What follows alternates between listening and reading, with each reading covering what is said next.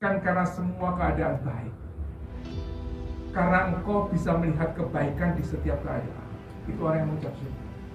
Jadi mengucap syukur bukan karena semua keadaan baik, namun karena engkau bisa melihat kebaikan di setiap keadaan.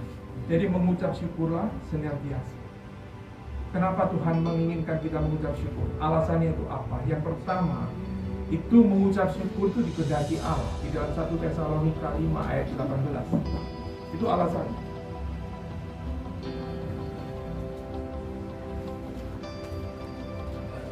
1 Tesalonika ayat 15.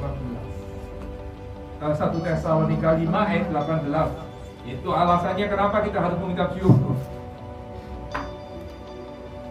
Mengucap syukurlah dalam segala hal, sebab itulah yang dikehendaki Allah di dalam Kristus Yesus bagi kamu. Karena Tuhan menghendaki kita untuk mengucap syukur.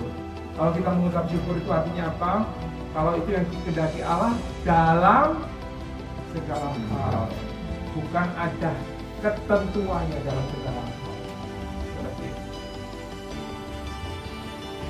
Siapa yang di sini kalau bisa pipis mengucap syukur?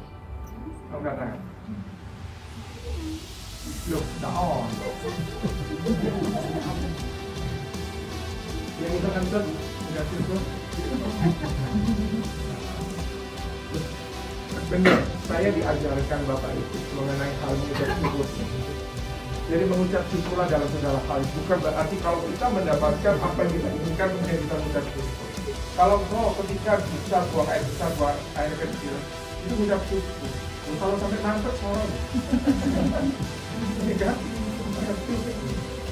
Jadi bukan hanya kalau misalkan di depan kita ada hidangan makanan kita mengucap syukur Tuhan karena kau begitu baik, ada banyak makanan, ada sapi, ada puyuh, saya ada bau,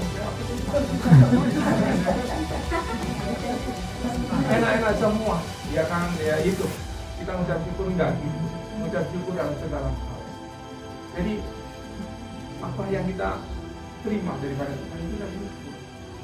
Bahkan kalau saya naik motor beli bensin 25.000 saya ingat terima kasih Tuhan. Uang 25.000 itu berharga. Kalau engkau tidak memberkati saya nggak bisa beli bensin. Mengucap syukur. Jadi setiap apapun saya belajar untuk mengucap syukur. Bahkan kalau saya habis kencing satu hari 10 kali Pak, ya 10 kali mengucap syukur. Jadi mengucap syukurlah dalam segala hal. Karena apa? Itu yang dikehendaki Allah. Ya. Yang kedua, alasannya kenapa kita harus mengucap syukur. Ada kekuatan. Karena di dalam ucapan syukur itu ada kekuatan. Habakuk 3 ayat 17 sampai 19.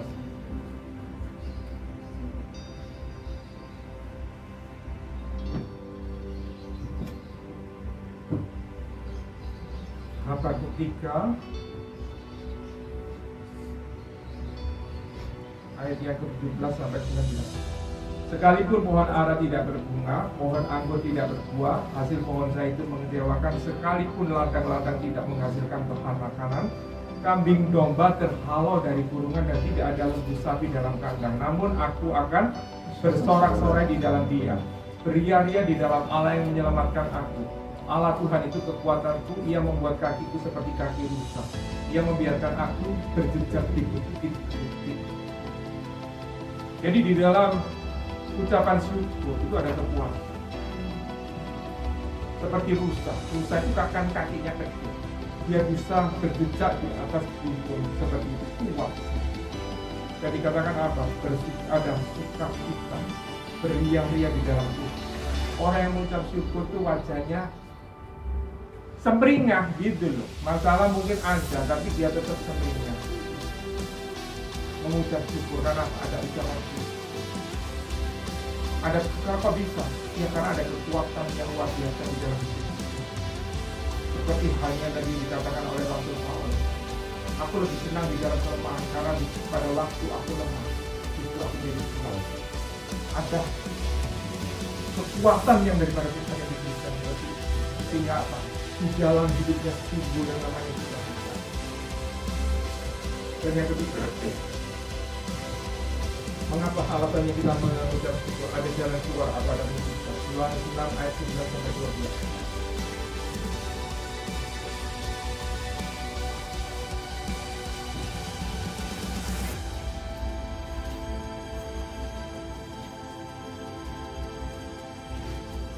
Yohanes 6 ayat 11 sampai 12. Lalu Yesus mengambil roti itu, mengucap syukur, membagi-bagikan kepada mereka yang duduk di situ. Demikianlah juga dibuatnya dengan ikan-ikan itu, sebanyak yang mereka kehendaki. Dan setelah mereka kenyang, ia berkata kepada murid-muridnya, kumpulkanlah potongan-potongan yang lebih, supaya tidak ada yang terbuang. Jadi ketika Tuhan Yesus memberikan makan 5.000 orang, yang cuma ada apa? 5 roti 2 ikan. 5 roti 2 ikan. Apa artinya 5 roti 2 ikan untuk 5.000 orang laki-laki? Belum termasuk anak-anak sama istrinya, mungkin ada yang lainnya, ya kan? 5 roti 2 ikan. Tapi ketika dibawa pada Yesus, ada jalan keluar, ada mujizat. Mungkin engkau sekarang mengalami masalah yang begitu luar biasa, yang begitu mengucap syukur. Mungkin tidak masuk akal dengan apa yang ada padamu, sepertinya disaksikan di Bertan tadi. Tidak masuk akal. Tapi ketika kita mengucap syukur, Tuhan sanggup untuk mengadakan jalan keluar atau bahkan mujizat.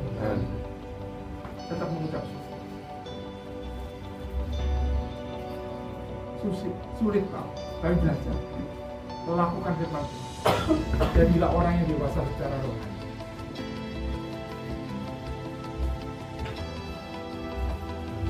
Dan apa yang diterima oleh yang dewasa secara rohani, orang yang dewasa secara rohani itu akan menghasilkan buah di dalam hidup.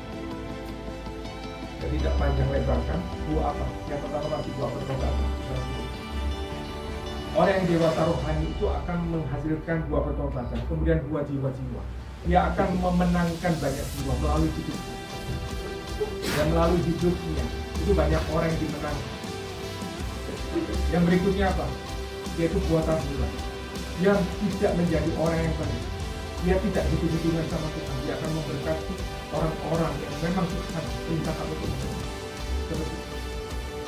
Kalau dulunya itu pikir pelit, sekarang itu tidak. Karena apa? Dia secara dewasa sebenarnya mengerti dan dia melakukan firman Tuhan.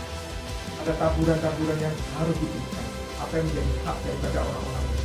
Karena sekarang ini bukan hanya 10%, tapi 100% itu milik Tuhan. Jadi apapun yang Tuhan minta, kita harus berikan. Dan yang terpenting, orang yang dewasa rohani itu menghasilkan buah. Itu yang terpenting. Menghasilkan buah roh. Ada kasih, sukacita, damai sejahtera, kesabaran, kemurahan, kesetiaan, kebaikan, kesetiaan, kelemahan, kebutuhan, dan penguasaan. 9 unsur buah roh itu ada dalam diri kita. Sehingga orang lain biarpun kita tidak menceritakan mengenai Kristus, orang lain itu bisa melihat ada Kristus dalam hidup kita. Karena apa? Kita dewasa secara rohani. Amin. Seperti itu.